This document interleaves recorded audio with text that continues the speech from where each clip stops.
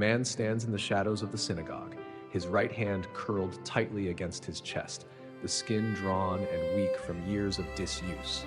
The crowd shifts as Jesus enters, his presence filling the air like light breaking through heavy clouds. Every eye turns toward him, but not every gaze is kind. The Pharisees are already watching, their thoughts sharpened like blades. What will he do this time? Will he heal again on the Sabbath? And if he does, what will they do to him? The tension is thick, the silence louder than any voice. The man with the withered hand watches too, hope and fear locked in his heart. He has come to worship, to listen. But suddenly, he has become the center of a storm. Jesus' gaze finds him across the room. The man doesn't speak, yet something in his eyes pleads for mercy. Without hesitation, Jesus says, "Stand up in front of everyone." The man's heart pounds. He stands, trembling, feeling the weight of every eye upon him. The synagogue is filled with whispers. Some wonder if Jesus will truly dare to heal today, this holy day, the day of rest, the day no work is to be done. Others watch with curiosity, maybe even quiet hope, wondering if God might do something no law could forbid. Jesus turns to the crowd. His voice is calm, but it carries an authority that silences every whisper. Which is lawful on the Sabbath, he asks, to do good or do evil, to save life or to kill? No one answers. The question pierces them like a sword. They know the law, but they do not know love. Their silence is not from confusion, it is from fear. Fear of losing control, of being wrong, of seeing grace break through the walls of their religion. Jesus looks around at them all. The scripture says he was angered and deeply distressed at their stubborn hearts. Imagine that moment, the compassion in his face mixed with righteous sorrow. He isn't angry because they misunderstand him. He's angry because they refuse to see. The Sabbath was made for rest, but they have turned it into a weapon. Then he turns to the man and says, "Stretch out your hand." The man hesitates. Everyone watches. His hand, twisted and lifeless, is the proof of his suffering. To stretch it out means to expose what's broken, to risk disappointment, to risk humiliation, to risk hope. But Jesus' voice holds no doubt, so he obeys. Slowly trembling, he extends his arm. The crowd leans forward. And as he does, something miraculous happens. Strength floods his fingers, color returns to his skin. His hand straightens, whole and strong, as if it had never been withered at all. The crowd gasps. The man stares in disbelief, flexing his fingers, his eyes wide with tears. For the first time in years, he can grasp, touch, work, and live fully. His brokenness has met its healer. His helplessness has met its redeemer. But not everyone rejoices. The Pharisees' faces tighten with fury. They turn away, whispering to one another. Instead of worship, they plot. They leave the synagogue not in awe, but in anger, seeking a way to destroy the one who restored life. That day, the line between law and love was drawn clear.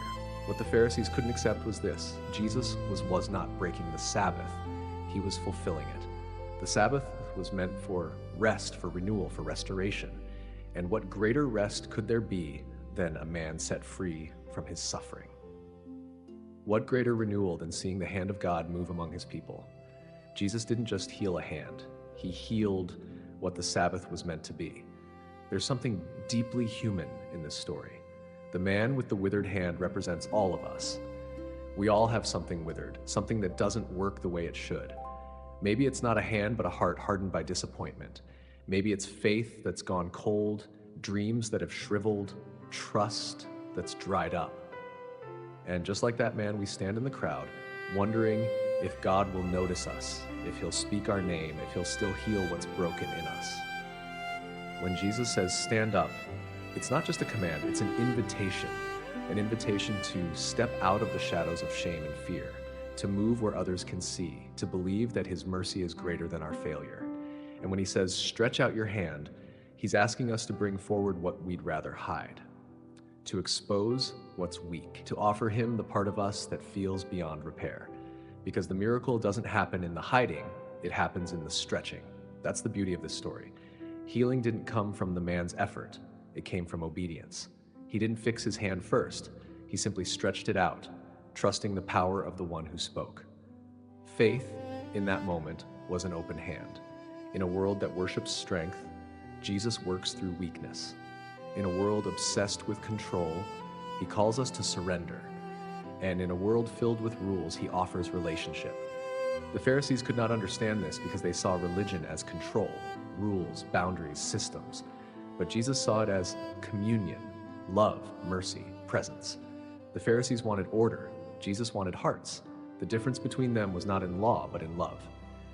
We live in an age where we too are tempted to trade compassion for correctness. We debate theology while missing the miracle right in front of us. We defend our beliefs while forgetting the broken. But Jesus' question still echoes today. Is it lawful to do good or to do harm on the Sabbath? In other words, will we let love act or will we let fear stop it? Imagine that man going home after his healing. Imagine him stretching his fingers in disbelief, holding his children for the first time in years, touching the faces of those he loves. Every gesture became worship. Every movement became testimony. The miracle didn't just heal his hand, it healed his life. And that's what Jesus always does. His touch restores not just the surface, but the soul. Sometimes healing begins not in the miracle we see, but in the surrender we give. Sometimes the greatest act of faith is simply to stretch out our brokenness toward him, because every time we do, he restores, he renews, he redeems. In this story, the contrast is powerful. One man's hand was withered, but many hearts were harder. The physical healing was visible, but the spiritual blindness was deeper.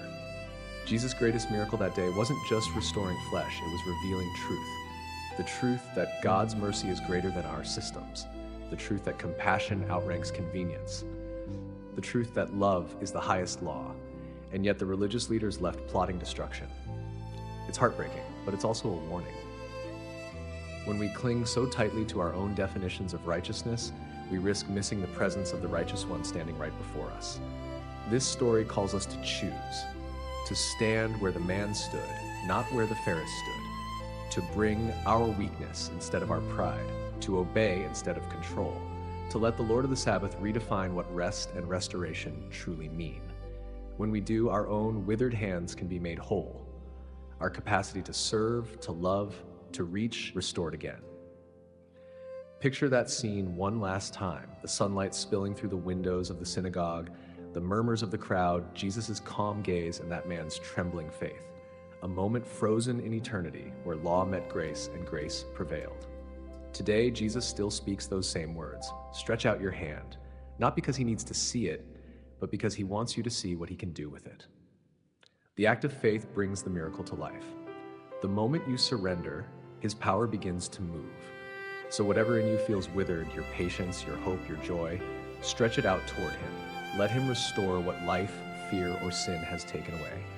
The Lord of the Sabbath still heals. The same voice that spoke to that man speaks now to you. The Sabbath was never about doing nothing. It was always about letting God do something. And in his presence, rest is not just a pause, it's renewal. If you take anything from this story, let it be this. When Jesus walks into your synagogue, when he calls you out of the crowd, when he asks you to stretch what's broken, do it. Even if it trembles, even if it hurts, because when you obey, the miracle begins. Thank you for watching this message. If this story inspired you, please like this video, share it with someone who needs hope, and follow Holy Path Insights for more powerful stories of faith that reveal how Jesus still heals, restores, and transforms lives today.